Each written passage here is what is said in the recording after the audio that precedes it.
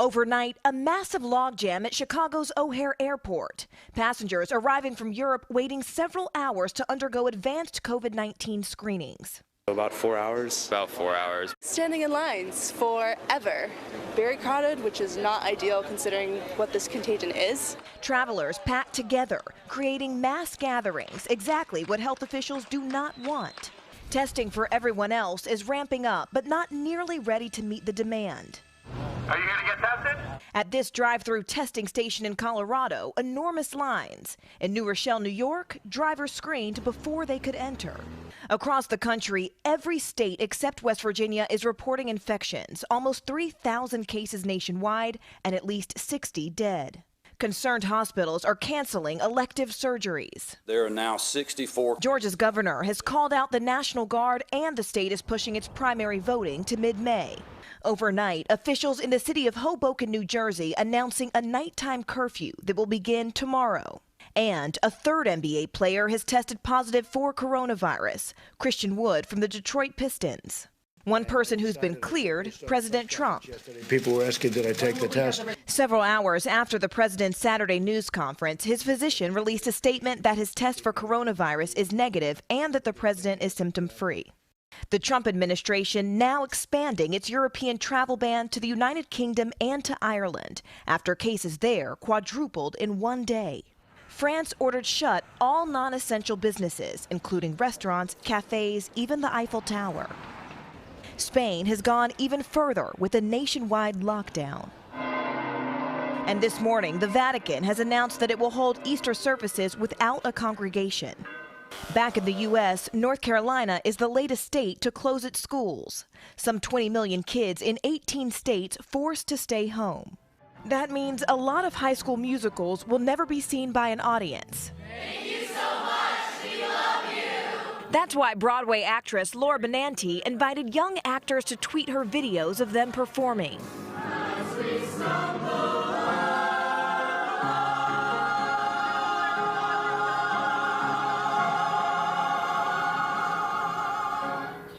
So those budding stars are getting a new, albeit unusual platform, at least a small glimmer of hope in these really confusing times. We will take it for now. Morgan, thanks so much. We'll see you again a bit later in the show. After dismissing the severity of the coronavirus crisis for weeks, the president now is trying to get his arms around it. And we are expecting new information later today about nationwide testing. NBC's Hans Nichols is at the White House with more. Hans, good morning.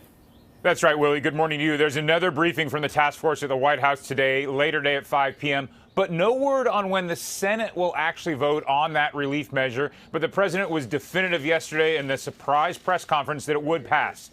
The vice president expects it to be bipartisan, like in the House. It's got paid sick leave and free testing among the provisions.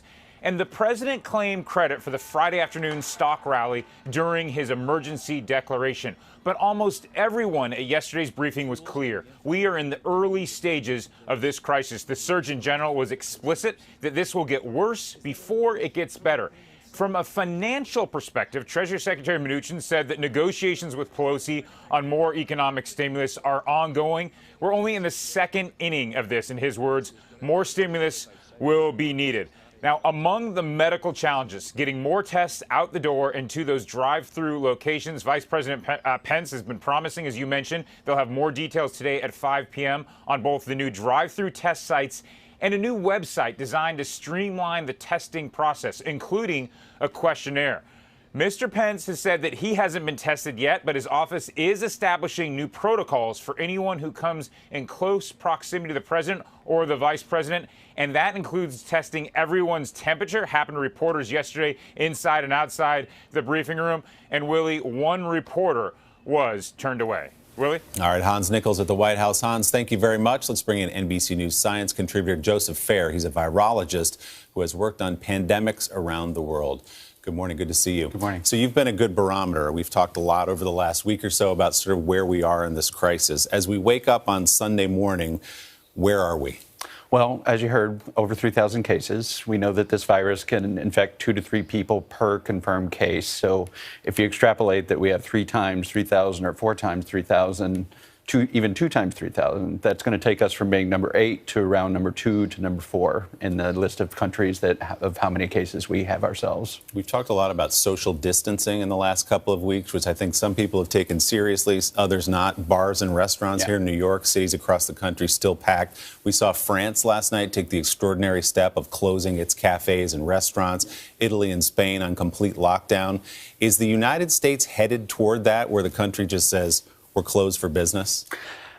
To be perfectly honest, and this is not meant to invoke panic, but I think we are headed towards that state because, frankly, as you said, half the people aren't taking it seriously, half of the people are panicking, and there's a middle ground. We need to be in that middle ground, and we hope that everyone would take it seriously, but as you can see, that's just not happening. So France and Italy and Spain have all had to take those somewhat draconian measures to get people to take it seriously. I mean, I'm thinking St. Patrick's Day is 2 days from right now. The bars obviously are usually packed. Should bars be closed before St. Patrick's Day?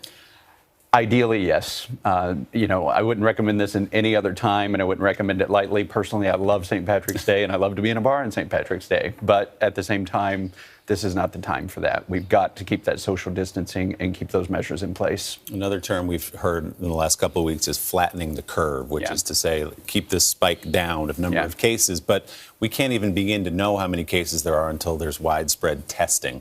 What's the progress report on that? Will we soon have enough tests, as Dr. Anthony Fauci has indicated, that in the next couple of weeks, we hope the people who need to get a test can get one readily? I think we heard 3 to 4 weeks ago that we'd have a million tests in a week, and then we've heard it again, and it's been revised again and again and again.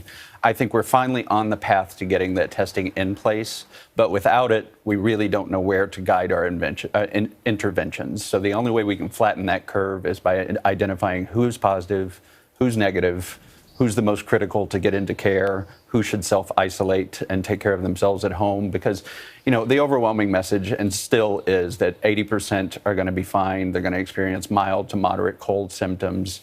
And just like you would handle any other cold, you can handle that usually by yourself at home.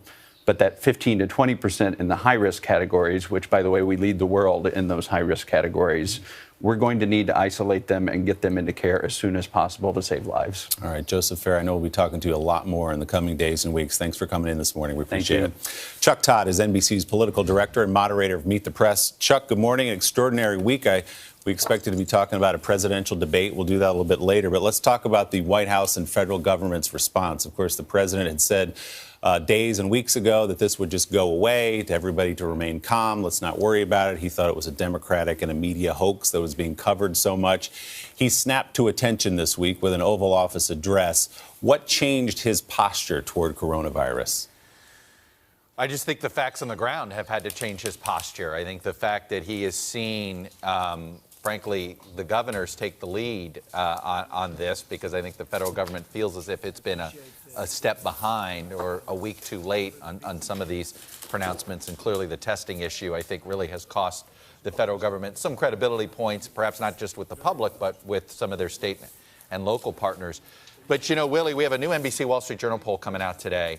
And the president has had an impact on how seriously people are taking this. It is amazing the partisan split that we see. Democrats are more likely to abide by the rules of social distancing, canceling travel, than Republicans are by some 20 or 30 points. Wow. So it is fascinating to see that the president's sort of laissez-faire approach to this early on has had an impact on how the public is responding. And even his own statements about whether or not he would be tested. We know he came into contact last weekend at Mar-a-Lago with Brazilians who later tested positive for coronavirus, yet he's still at that event on Friday shaking hands with people. Ultimately said he was tested and that it came back negative. What kind of message can the president and the federal government project that it's not projecting right now? Well, I think that's it. I mean, it does feel as if there's not a unified message out there of how seriously this needs to be taken. You were talking to Dr. Fair about the issue of bars and restaurants. There's clearly a concern that the guidelines that the federal government is offering are basically being consumed as, all right, things that you should try to do if it's not too much of an inconvenience. So they're definitely, I think, with the lack of the federal government sort of all hands on deck, imagine what a previous president would be doing when it comes to getting celebrities to help out, famous people to help out. I noticed the governor of Louisiana has Coach O doing a PSA to say, follow the protocol, do this. This is, I think, a problem with the federal government response right now. Let me ask you quickly before you go, Chuck. This was supposed to be a big debate in Arizona tonight with an audience between Bernie Sanders and Joe Biden. That's been moved to Washington in a studio with no audience. These big rallies have been canceled, one by the president included. Primaries being postponed across the country. What does the future of this nominating process and this entire election look like? It's about as clear as the future of the NBA season. Yeah. I think the fact is it's in suspended animation. I don't know how Bernie Sanders can effectively go after Joe Biden tonight in a debate. In a normal circumstance, that's what he'd have to do, being in the position he's in. I don't know how he does that. I don't think the Democratic primary electorate, you look at our poll, they're much more concerned about coronavirus right now than anything else. So I don't know if you can accomplish much as a candidate right now anyway. So I think the best way to describe the campaign is in suspended animation. Like the rest of the country, as you say. Chuck, thanks so much. Important show this morning for you on Meet the Press. Chuck will be joined by a man who's become a familiar face of the federal response to coronavirus, Dr. Anthony Fauci.